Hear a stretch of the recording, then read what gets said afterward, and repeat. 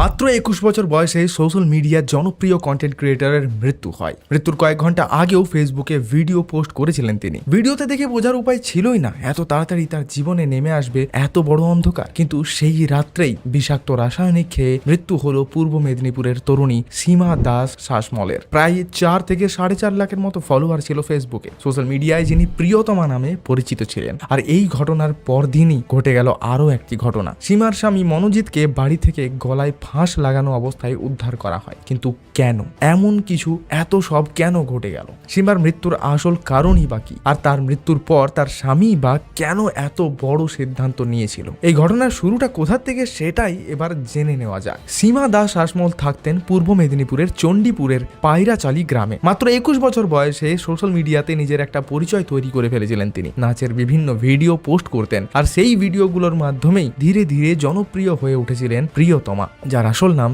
সীমা। 3 বছর আগে মনোজিৎ নামে এক যুবকের সঙ্গে তার লাভ ম্যারেজ হয়। মনোজিৎ পরচুলা অর্থাৎ উইগ তৈরি করেন এবং বিক্রির কাজ করেন। সেই কাজে স্বামীকে সাহায্যও করতেন সীমা। বাইরে থেকে দেখলে তাদের জীবন একেবারেই স্বাভাবিক বলেই মনে হয়েছিল। কিন্তু গত শনিবার বিকেলে আচমকাই ঘটে যায় এক ভয়ঙ্কর ঘটনা। সেদিন মনোজিৎ পরচুলা ডেলিভারি করতে যাওয়ার জন্য বাড়ির থেকে বেরিয়েছিলেন। বাড়িতে একাই ছিলেন সেই সময় সীমা। পরিবারের দাবি সেই সময় পরচুলা রং করার কাজে ব্যবহৃত এক বিষাক্ত রাসায়নিক খেয়ে ফেলেন তিনি। এরপর অসুস্থ হয়ে পড়লে পরিবারের লোকজন তাকে দ্রুত চণ্ডীপুরের একটি স্থানীয় স্বাস্থ্যকেন্দ্রে নিয়ে যায়। কিন্তু সেখানে তার অবস্থার অবনতি হওয়ায় তমলুকের একটি বেসরকারি নার্সিং হোমে স্থানান্তরিত করা হয় তাকে। চিকিৎসকেরা তাকে বাঁচানোর অনেক চেষ্টা করেন, কিন্তু শেষ পর্যন্ত শনিবার গভীর রাত্রে আনুমানিক 12টা নাগাদ মৃত্যু হয় সীমার।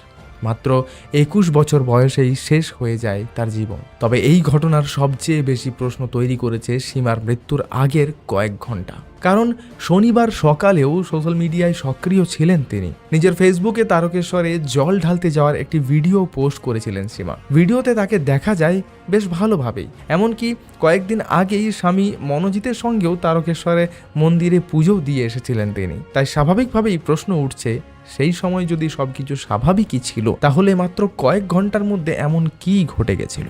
কি কারণে সীমা বিষাক্ত রাসায়নিক খেয়ে ফেলেছিলেন? এটা কি সত্যি আত্মহত্যার চেষ্টা ছিল, নাকি এর পিছনে ছিল আরো অন্য কোনো রহস্য? এই প্রশ্নগুলির উত্তর কিন্তু এখনো মেলেনি। সীমার দাদু বিষ্ণুপদ শাসমলের বক্তব্য অনুযায়ী তাদের জানা মতে সীমা এবং মনোজিতের সংসারে কোনো অশান্তি ছিল না। দুই পরিবারের পক্ষ থেকেও চণ্ডীপুর থানায় কোনো লিখিত অভিযোগও করা হয়নি। কিন্তু সীমার মৃত্যুর পরদিনই ঘটে যায় এমনই একটি ঘটনা যা পুরো বিষয়টাকে আরও রহস্যজনক করে তোলে। রবিবার সীমার দেহ ময়নাতদন্তের জন্য তমলুক মেডিকেল কলেজ এবং হাসপাতালে নিয়ে যাওয়া হয়। সেই সময় বাড়িতে আসেন তার স্বামী মনোজিৎ। এরপর তিনি একটা ঘরে ঢুকে যান। দীর্ঘক্ষণ কেটে গেলেও ঘর থেকে তিনি বেরই হন না। আর এই সন্দেহেই প্রতিবেশীরা দরজা প্রায় ভেঙে ফেলে ভেতরে ঢুকে এবং দেখে মনোজিৎ গলায় ফাঁস লাগানো অবস্থায় রয়েছে। তৎক্ষণাৎ উদ্ধার করে তমলুকের একটি নার্সিং হোমে নিয়ে যাওয়া হয় তাকে।